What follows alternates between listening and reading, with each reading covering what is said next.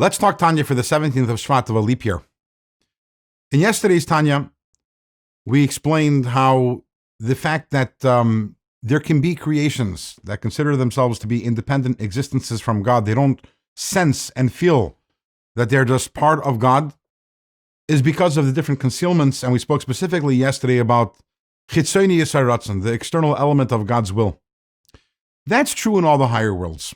In the higher worlds, you have holy beings over there, beings that are subordinate to God, but ultimately the fact that they sense themselves as something is already a result of the fact that there's concealments and the the external element of God's will. Our world, as they say, is a different parsha altogether. It's a different story. Because our world, it's not just that we sense ourselves to be something.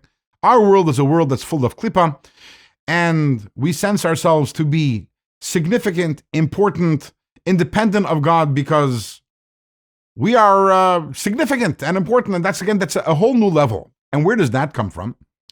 So in yesterday's Tanya, we spoke about the internal aspect of God's will, and there's the external aspect of God's will. In today's Tanya, the Alter Rebbe introduces us, there's a third aspect to God's will also. And let's go back to using it, yesterday we spoke an example of a wedding. So there is, the actual marriage, that's the internal will.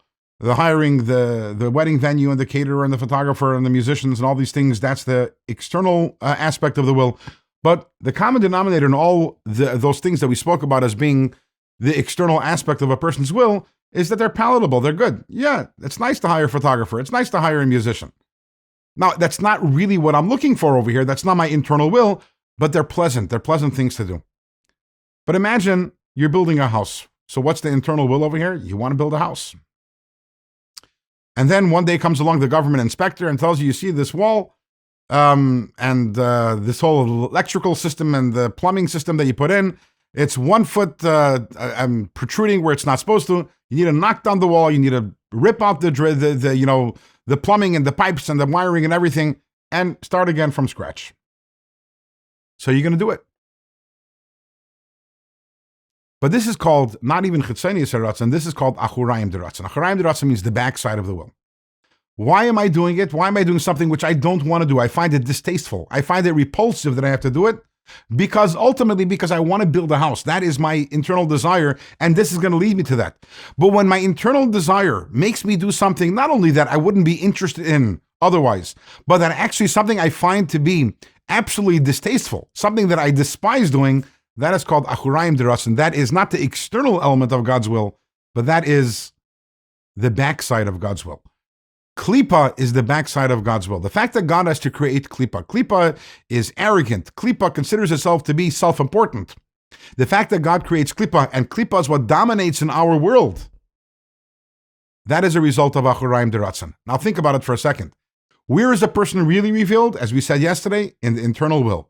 Less so, a person is revealed in the external will. But where is a person completely and utterly concealed? That would be in the achurayim deratzon, in the backside of the will. You see a person, and he's busy knocking down the wall of the house, and he's busy uprooting all the work that he has done. That person is not revealed. To the contrary, if you think, this is a person who enjoys knocking down the work that he's done, he's a person who enjoys, digging up wiring. No, the person can't stand it. The person is completely concealed over here. In Klippa, God is completely concealed, which is why the truth of God, the unity of God, is completely concealed in our world, more so than any other world. So therefore, the truth of God, which is Achdus Hashem, the unity of God, is concealed. What is the opposite? Our world is the opposite of that. Klippa is the opposite of that. What is the opposite of God's unity? Is idolatry.